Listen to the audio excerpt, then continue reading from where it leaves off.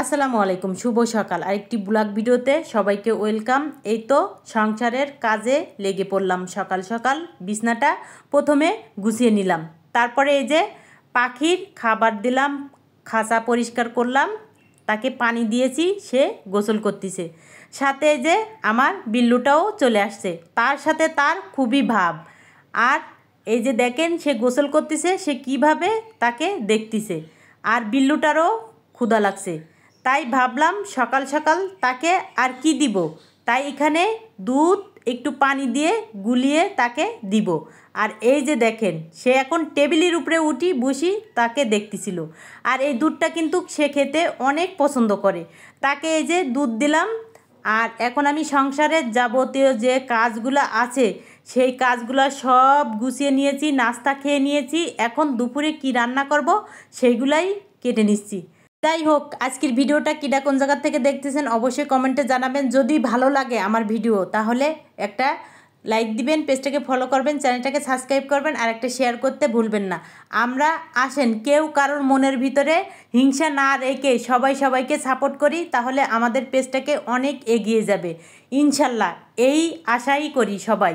তারপরে এই তো এখানে আমি কিছু মশলাও বেটে নিচ্ছি, কাঁচামরিচ, পেঁয়াজ, জিরা, এগুলা সব এই তো বেটে তারপরে উঠিয়ে নিচ্ছি।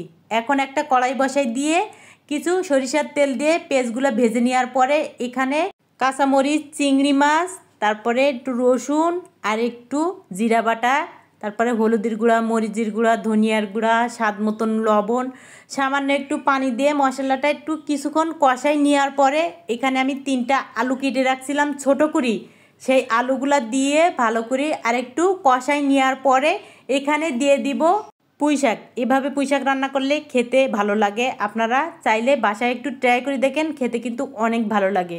রান্নার পাশাপাশি কাজও করতেছিলাম। এই যে দেখেন এই কাপড় চোপড়গুলা গতকালকে রাতে ধুয়ে দিয়েছি, আর 3-4 বার উঠানো হয়ে গেছে, আবার নেড়ে দেওয়া হয়ে গেছে, কারণ একটু পরপর বৃষ্টি আসতেছে, আকাশের ওয়েদারটা বেশি একটা ভালো না।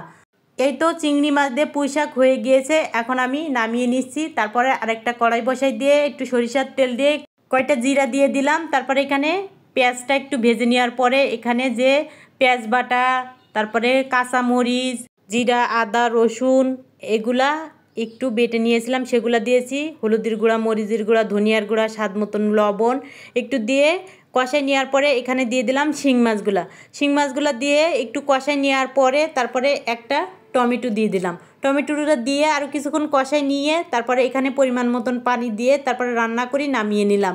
এই তো আজকে দুপুরের মেনুতে ছিল চিংড়ি মাছ দিয়ে পুঁই শাক আর শিং মাছ ভুনা।